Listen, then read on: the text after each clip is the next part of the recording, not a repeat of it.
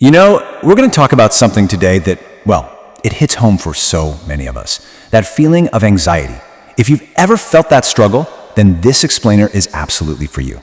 We're going to open up the book of Philippians and look at a couple of verses that, even though they're ancient, offer a peace that is so real for right now. It's so hard to put into words, isn't it? It's way more than just being worried. It's that mind that just will not turn off, no matter how exhausted you are. It's the racing heart, that tightness in your chest. This feeling like peace is just completely impossible.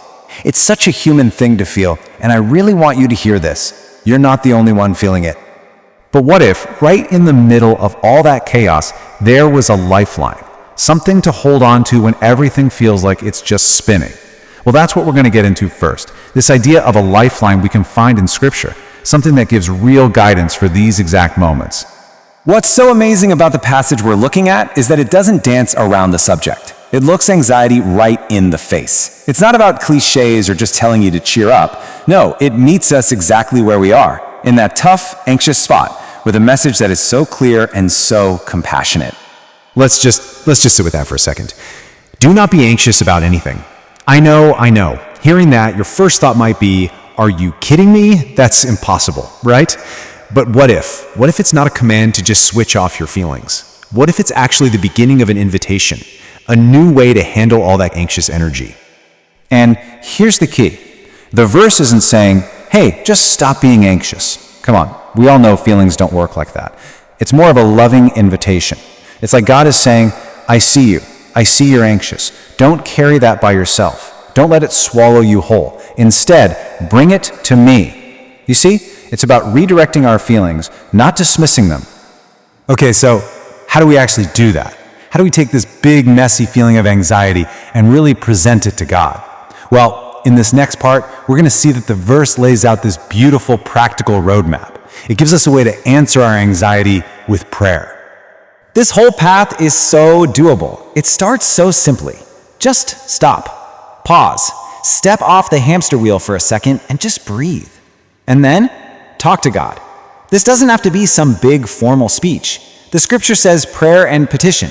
Even a whisper counts. The next step, giving thanks. That can be a tough one when you're anxious, but wow, it's powerful.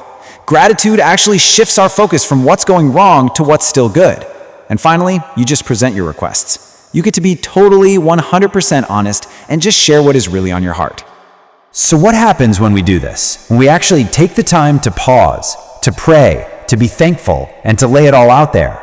Well, the scripture promises a result. And it's not just a little bit of relief. It's something so much deeper. Something pretty extraordinary, actually. Just listen to those words again. The peace of God. A peace that transcends all understanding. What does that even mean? It means it's a peace that doesn't depend on your circumstances making sense. It goes beyond logic. And it will guard your heart and your mind. That's not a passive feeling. That is active protection. And this really gets to the heart of it. So often we think of peace as, situational. We feel peaceful when our problems are solved, when things are calm. But God's peace, that's supernatural. It can show up right in the middle of the chaos. It's that feeling of calm in your soul, even when the storm is still raging all around you. It just doesn't depend on things getting better first. I absolutely love this detail. The peace that God gives acts like a guard, like a soldier standing watch over your heart and your mind. And what are the two things anxiety attacks the most? Your heart and your mind.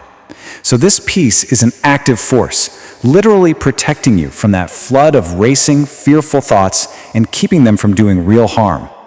All right, so we've looked at the problem, which is anxiety. We've talked about this incredible divine invitation and the amazing peace that's promised. So now let's just wrap it all up into one simple, powerful idea you can take with you.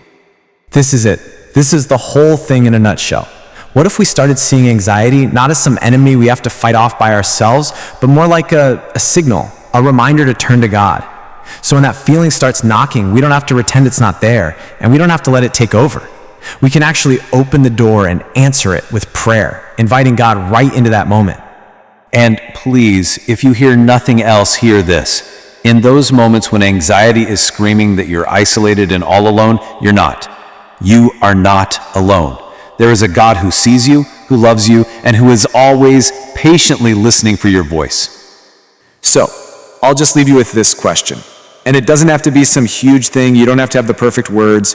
Right now, in this moment, what is one worry, one fear, one little thing on your heart that you can just pause and give to God? Because that invitation is always open.